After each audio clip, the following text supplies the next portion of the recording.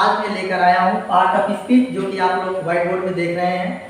और आज हम पार्ट ऑफ स्पीच के बारे में इसलिए पढ़ रहे हैं कि बहुत सारे बच्चे जो अंग्रेजी से दूर भागते हैं, उन्हें लगता है कि अंग्रेजी बहुत ही कठिन है और अंग्रेजी हमें कभी भी नहीं आएगा। तो उन सभी बच्चों के लिए ये पार्ट ऑफ स्पीच का पहला पार्ट है नाउन, और मैं पीछे भी पूरा सीरीज लेकर आऊँगा। जितने भी सीरीज आगे आएंगे उस सारे सीरीज में पार्ट ऑफ स्पीच में क्या क्या होते हैं, उनका प्रयोग कैसे होता है, उसका प्रकार क्या क्या है, सबके बारे में हम लोग डिटेल में बात करेंगे। फिलहाल आज हम नाउन लेकर आए हैं और नाउन के बारे में आज पूरी डिटेल में जानकारी देंगे। और नाउन कितने प्रकार के होते हैं, नाउन का प्रयोग कहाँ किया जाता है, कैसे पहचाना जाता है कि ये कौन सा नाउन है। तो आज जितने भी डाउट हैं सारे क्लियर हो जाएंगे। लेकिन दोस्तों सब्सक्राइब बटन को क्लिक और नोटिफिकेशन बेल को दबा दीजिए, ताकि मैं जब भी वीडियो को अपलोड करूं तो आप लोग के मोबाइल में नोटिफिकेशन आता रहे। नाउन, तो नाउन क्या है? नाउन का मतलब होता है नाम। नाम किसे कहते हैं? तो noun is the name of place, person और थिंग्स आर कॉल्ड नाउन। देखिए दोस्तों, नाउन हमेशा प्लेस, स्थान, पर्सन, व्यक्ति, थिंग्स और वस्तु के बारे में बताता है। तो हमें मालूम है कि ये पूरी ब्रह्मांड में, पूरी संसार में तीन ही चीज मिलते हैं, एक वस्तु मिलती है, एक व्यक्ति मिलते हैं और तीसरा स्थान मिलता है। तो हम लोग उसको पहचानने के लिए जिस नाम से बुलाते हैं उसी को कहते हैं नाउन। तो लीजिए और विस्तार में और डिटेल में चलते हैं। तो यहाँ पर दिया है how many kinds of noun, noun कितने प्रकार के होते हैं। तो सबसे पहला दिया है कॉमन नाउन, दूसरा है प्रॉपर नाउन, तीसरा है कलेक्टिव नाउन, चौथा है एब्स्ट्रैक्ट नाउन और पांचवा है मटेरियल नाउन। तो आज हम लोग नाउन के बारे में जान गए। अब हम लोग चलते हैं इसके प्रकार के बारे में। तो जैसे कि आपको बता दिया हूं, नाउन 5 प्रकार के होते हैं। अब सबसे पहला आता है कॉमन नाउन। कॉमन नाउन क्या है? तो कॉमन नाउन का मतलब होता है साधारण सा नाम। साधारण सा नाम, साधारण सा नाम, जैसे एक ऐसा नाम जिसका प्रयोग करके व्यक्ति, वस्तु, स्थान के बारे में बताया जा सके, उसको कहते हैं कॉमन नाउन। और इसका प्रयोग कहाँ करते हैं? सेंटेंस से पहले। कॉमन नाउन का प्रयोग सेंटेंस से पहले करते हैं और इसका पहला लेटर हमेशा कैपिटल लेटर होता है, इतना याद रखिएगा। अब कॉमन नाउन में आते क्या क्या है? तो कॉमन का मतलब ये होता है कि एक नाम रखने से हजारों के हजारों नाम उसके अंदर आ जाए, उसको कहते हैं कॉमन। जैसे यहाँ पर दिया है गर्ल्स, गर्ल्स का मतलब होता है लड़कियां। अब देखिए यहाँ पर हम लोग कहे हैं गर्ल, गर्ल कहे मतलब जितनी भी लड़कियां हैं सारी लड़कियां इसी एक वर्ड में आ गई। तो जब सारी लड़कियां एक वर्ड में आ गई, इसीलिए इसको हम कहते हैं कॉमन नाउन और इसका पहला लेटर हमेशा कैपिटल होता है। उसके बाद यह है बॉयज, बॉयज लड़के। अब लड़के कहने का मतलब जितने भी लड़के हैं सारे एक ही वर्ड में आ गए। तो ये क्या कर रहा है? सबको समान रूप से कलेक्ट कर रहा है, सबको समान रूप से आपस में जोड़ रहा है। फिर दिया है बुक, किताब। तो किताब में जितने भी किताबें हैं सारे किताबें उसके अंदर आ गई। जैसे कार, तो कार में बहुत सारी कार होती हैं, तो सभी कारों को इसी में क्या कर दिया, इसमें जोड़ दिया है, तो कॉमन हो गया। टीचर, टीचर तो बहुत होते हैं, टीचर बहुत होते हैं, लेकिन टीचर बहुत होते हैं, लेकिन उनमें से कौन सा टीचर है ये नहीं कह रहा है। ये कह रहा है कि जितने टीचर हैं सारे टीचर क्या कर दिया है, सभी साइंटिस्टों को एक साथ कर दिया है, इंजीनियर etc। तो इस तरह से कॉमन नाउन का प्रयोग किया जाता है। कॉमन नाउन इसे कहते हैं। कॉमन का मतलब ये होता है सिंपल, सबको एक साथ मिलाकर चलने वाला। उसके बाद दूसरा आएगा प्रॉपर नाउन।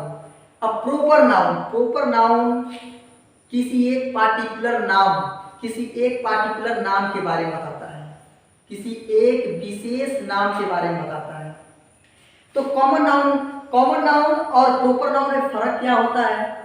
तो इसमें एक छोटा सा फर्क ये होता है कि यहाँ पर सबको समावेश करके बताता है, तो ये क्या करता है, उसी में से किसी एक को विशेष करके बताता है। जैसे मैंने कॉमन नाउन में कहा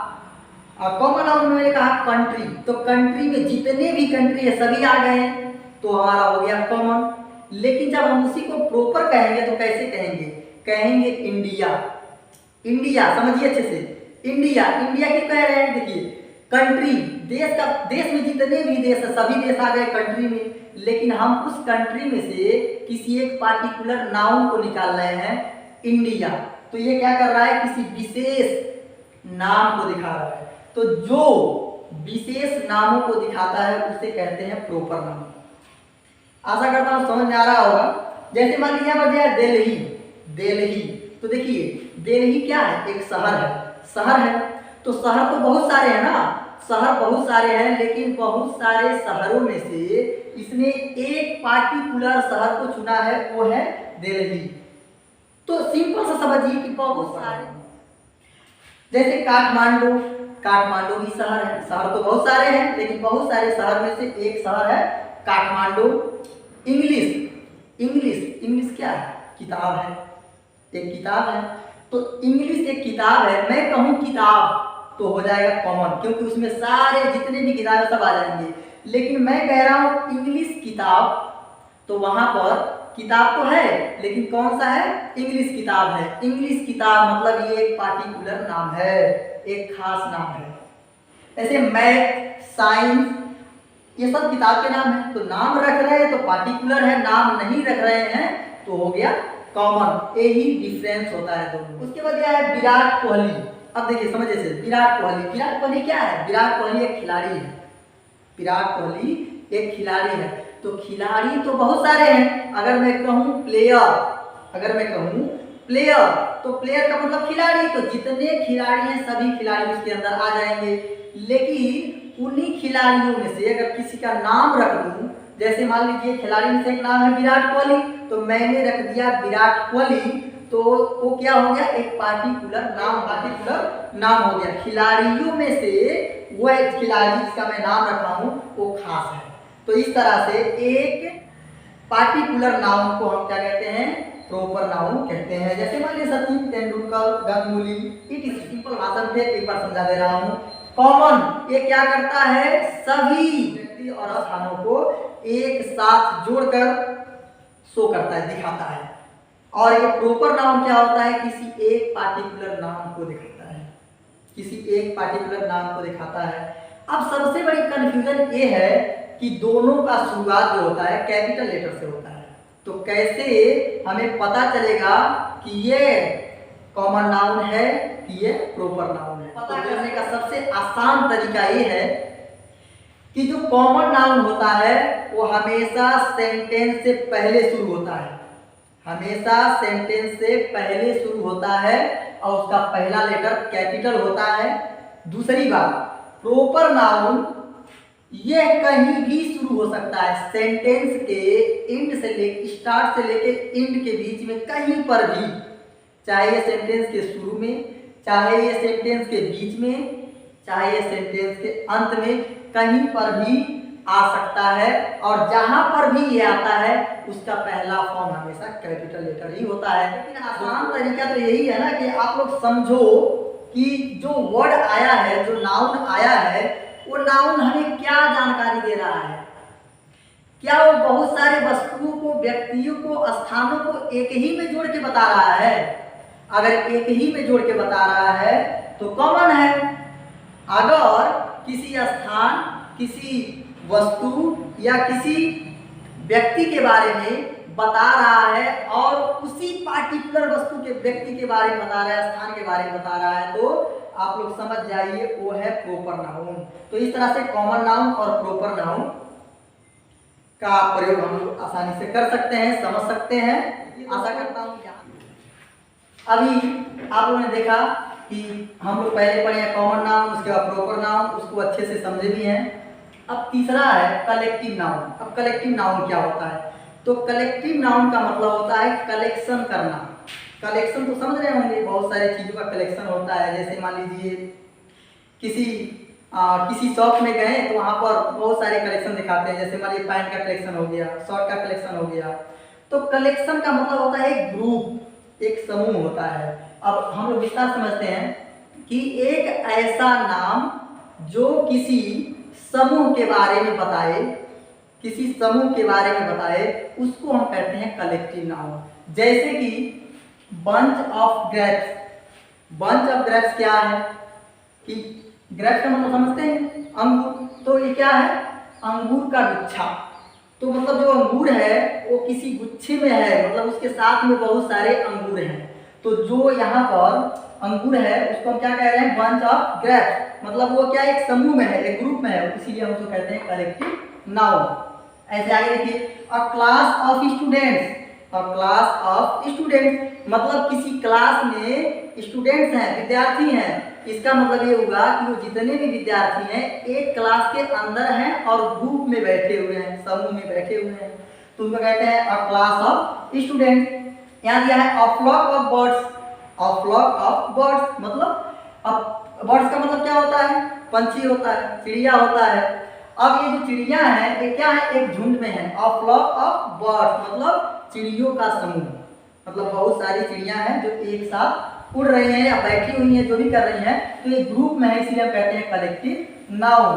अ सीरीज ऑफ इवेंट्स, कोई gangs of thief, gangs of thief मतलब चोरों का समूह, चोरों का समूह मतलब चोर जो है एक ग्रुप में बैठे हुए हैं। तो इस तरह का नाउन अगर कहीं देखते हैं तो उसको समझ जाइए कि वो क्या है कलेक्टिव नाउन है।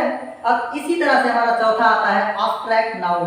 एब्स्ट्रैक्ट नाउन, तो एब्स्ट्रैक्ट नाउन उसे कहते हैं जिसे हम देख नहीं सकते हैं, जिसे हम महसूस नहीं कर सकते हैं, जिसे हम सुन नहीं सकते हैं, छू नहीं सकते हैं, उसको कहते हैं एब्स्ट्रैक्ट नाउन। उसे कहते हैं जिसे हम देख नहीं सकते, छू नहीं सकते, महसूस नहीं कर सकते, ऐसे नाम को हम एब्स्ट्रैक्ट नाउन कहते हैं।